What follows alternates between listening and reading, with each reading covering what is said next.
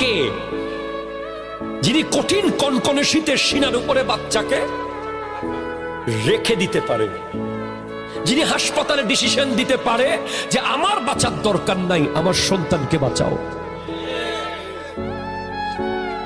যিনি মাছের কাঁটা খায়, মুরগির পা খায়, পোড়া ভাত খায়, যিনি কোনোদিন মন দিয়ে সিনার পিস খেয়েছে কিনা সন্দেহ, যিনি মাছের পেটি কোনোদিন খাইতে পারছে কিনা সন্দেহ, যিনি কোনোদিন ডেকসির উপরের প্রথম ভাগগুলো খেতে পেরেছে কিনা সন্দেহ, যার পা ফেটে চৌচির হয়ে যায়, সন্তানকে একটা ক্রিম আনতে যিনি বলতে ভয় পায় যে আমার ছেলের টাকা নষ্ট হয়ে যাবে, এই হলো মা।